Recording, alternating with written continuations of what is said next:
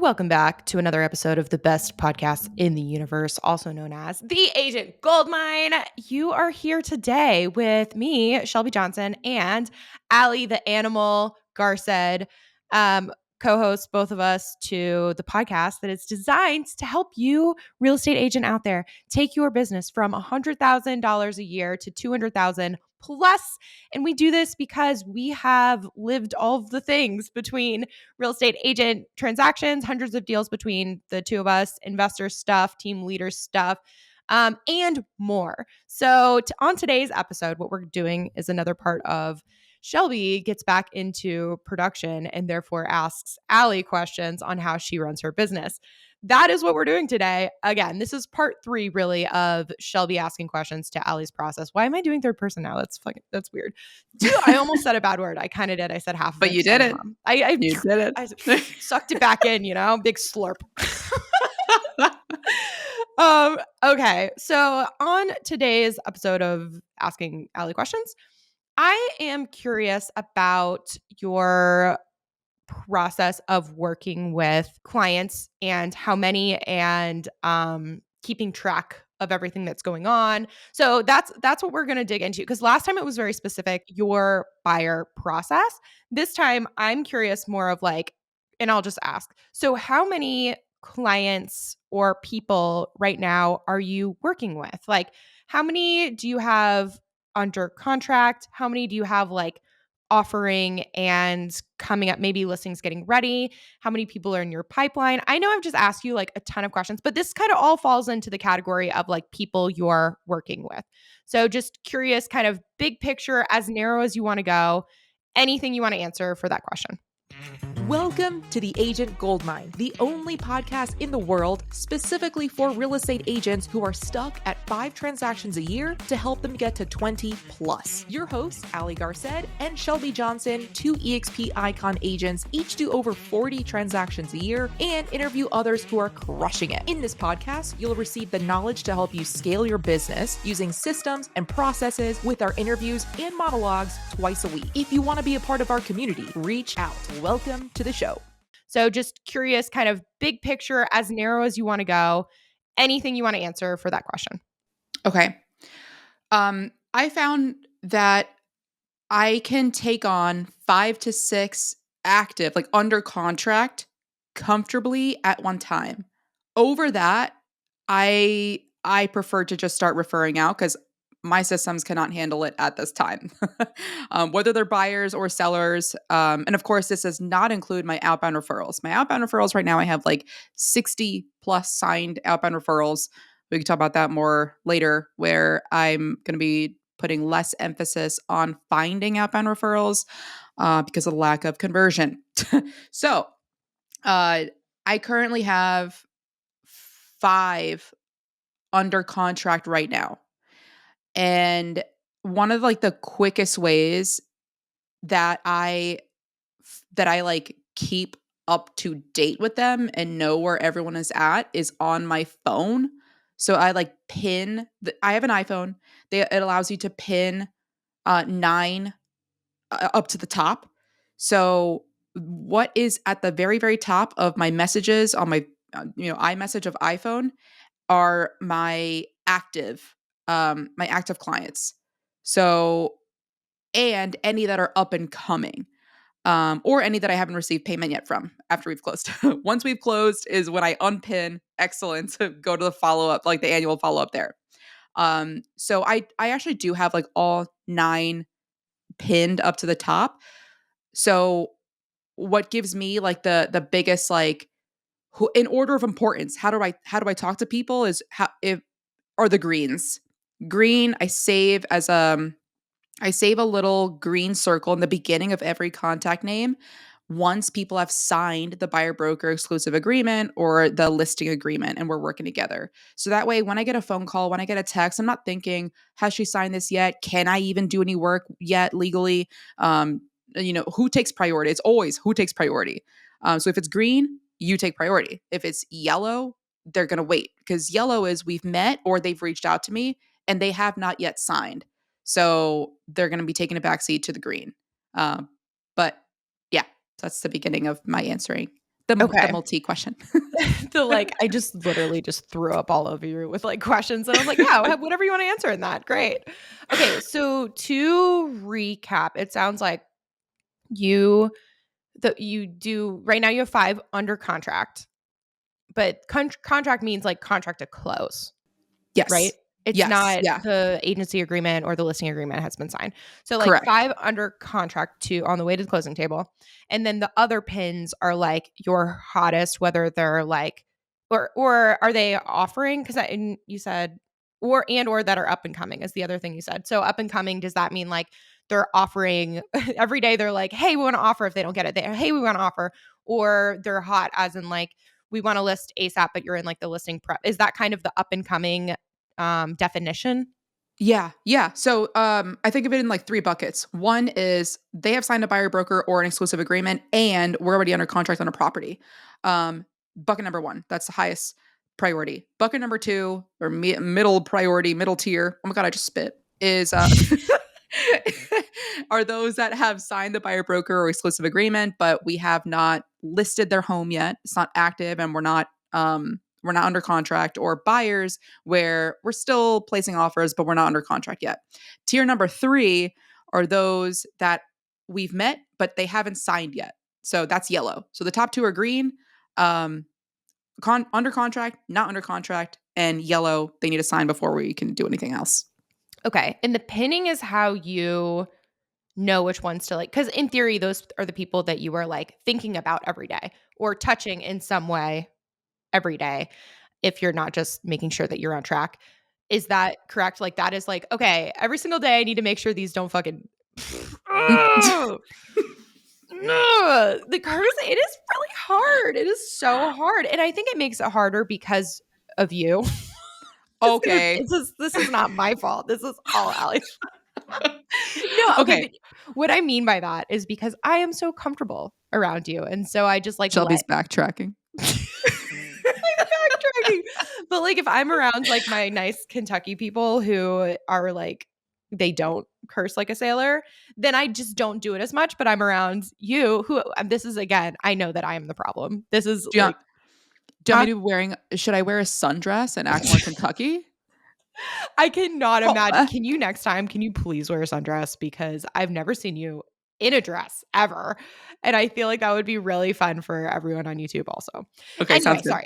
Bringing it back in. It's so funny because like when I listen to things, I'm like, I hate these little sidebars because I'm like, just stay focused. And here I am, like we're talking about sundresses and cursing and okay. Yet those that reach out to us and we're like, oh, this podcast is so funny is because of these like rambles. So I wonder if we should just continue. Comment on Spotify. Now Yeah. that you can comment on Spotify, I'm like stoked about that. That's so cool.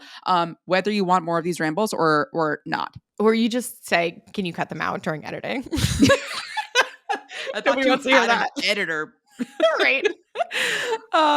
Okay, bringing it back though. So those are the pinned ones are the ones that you are keeping tabs on like every day, whether you're doing an action for it or checking in with the client or whatever. Is that correct? Every day, every other day. Yes. Ish, yeah. Yeah. Depending on Yeah. the situation. Okay, so where do you keep track of what needs to be done for each one of those people? Or do you just remember? Is your brain Oh God, where no. Oh, yeah, God, no. me too. Oh my I'm God.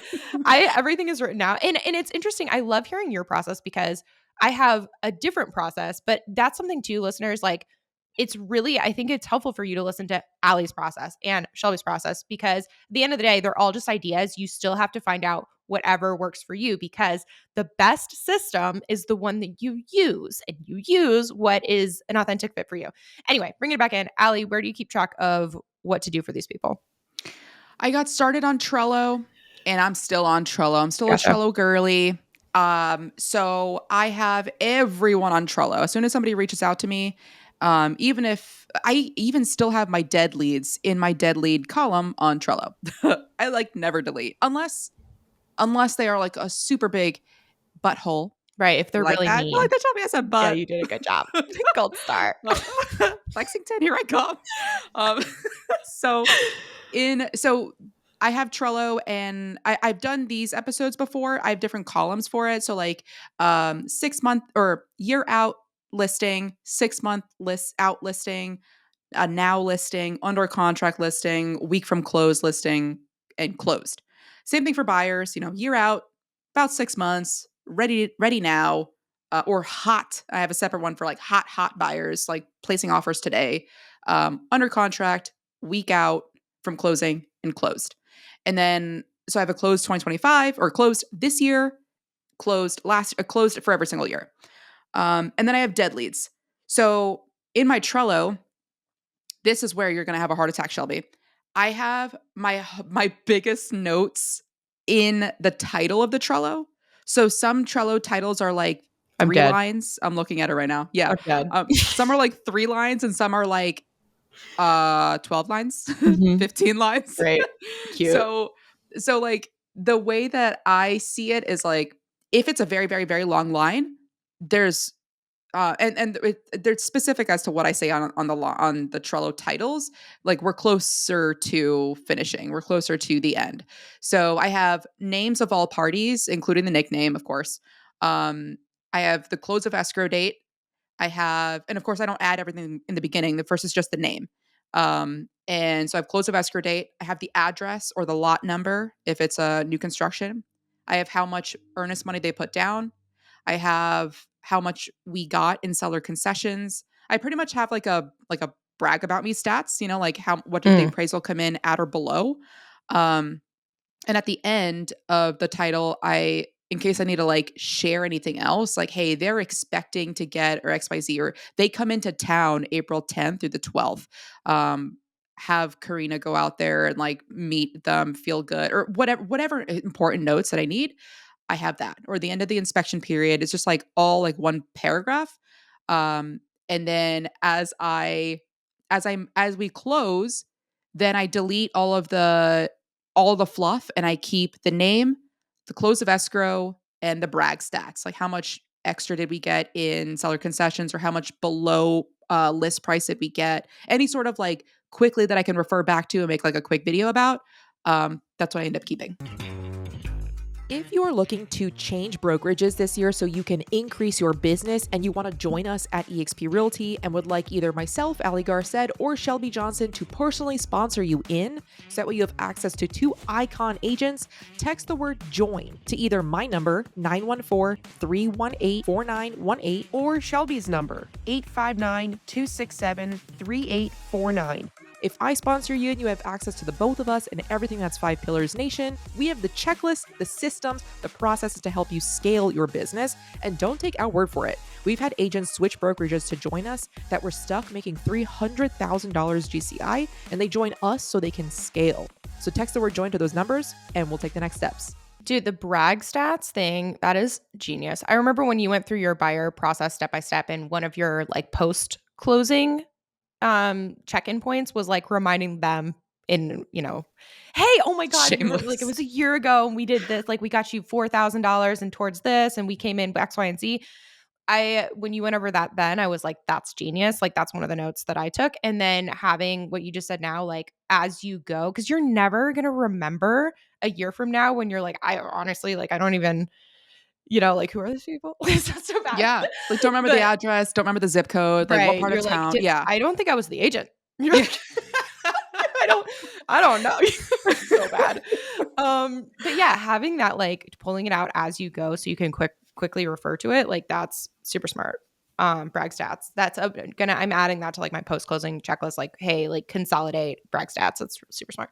Okay. So that's interesting. I also have duplicates because right now it sounds like you have duplicates because you have your pinned in your phone, but you also have those same people in your Trello as under contract or offering in hot. So is it just like it's a quick reference as opposed to having to pull up Trello and see exactly. Is that correct? Yeah.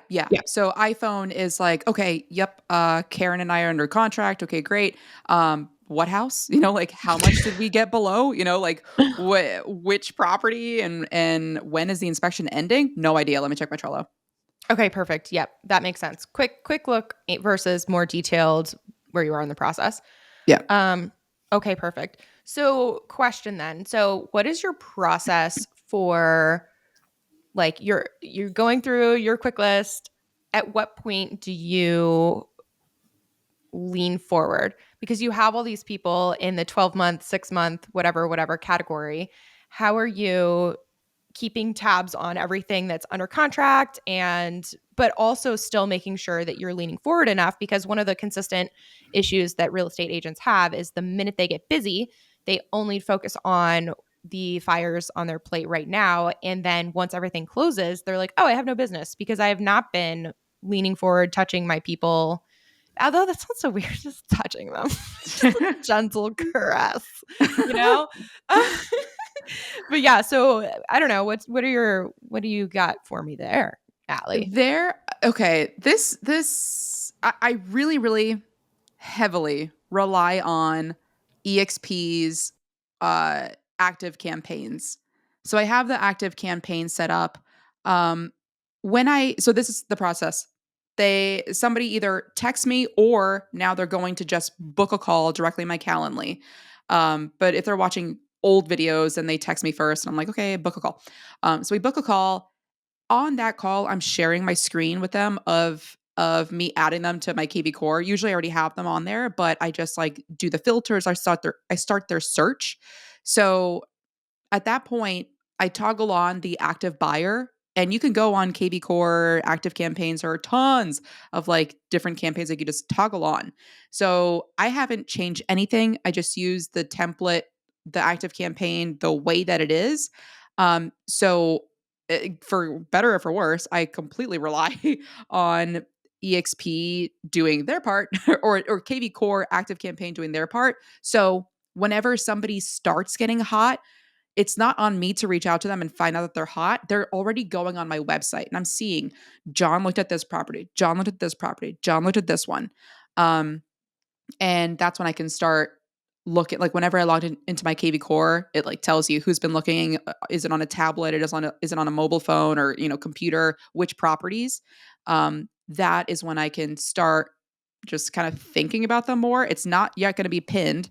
They're not yet pinned unless it really depends, have they signed or have they not?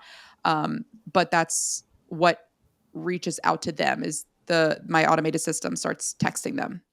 That makes sense. And that's one of the things, guys, if you're not using a CRM, that alone, which Allie just talked about, and Follow Up Boss has the same. Like, it's so nice that I can go to my dashboard and I can see all the people who have reopened my email that I sent, 2 weeks ago, and they've looked at it 3 times in the past hour. It's a great time for me to shoot them a text being like, hey, just randomly thinking about you today, X, Y, and Z. Or I can see every time someone goes to my website and which pages on my website they're going to. Like, if you are not using a CRM, which I did not for the first, long time, it is so powerful.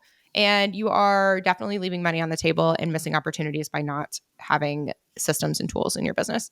One side note, real quick. This is just me sharing for fun. Really, Allie, I'm sharing for fun for you and for all the listeners. Dude, there's this thing Drake's looking into right now. So in Follow Up Boss, one of the things that I don't like, and I've found this with all CRMs, is that when you text people, it comes in green. Do you have the same, right, Allie? Like it looks like you're an Android user. Yeah. Or it looks and so clients are like usually they're skeptical. They're like, green, what the, whatever. And so Drake has found 2 companies now where it's a subscription based where you can like subscribe to them and then you can do everything that an iPhone user can do through your CRM. So it'll come in blue. You can do all the GIFs, you can do the voice messages and all of that sort of stuff. So we're looking into that now. We have not locked down that, but I just thought that was cool. Isn't that cool? Yeah. Yeah. How much is it? Yeah, he's price comparing. The first one was really, really, really expensive. Like it was like $600 a month, which is ridiculous. And then actually I think that was the discounted price. I think it was $1,000 a month. Whoa. But the second one is like 100 something. But what and a I know huge that may difference. Wow. I know that may sound like a lot. And it is a lot, but like if you think about the amount of people who judge you immediately, like for it being green.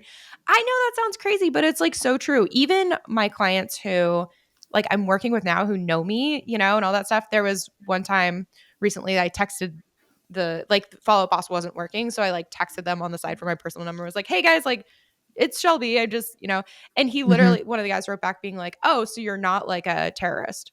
That's good. Good. We have final confirmation on that. And I was like, and they were joking, but clearly there was still that stigma in their mind. Like, even though they like me, we're working together, like we're bros, that they were like, oh, she's a terrorist.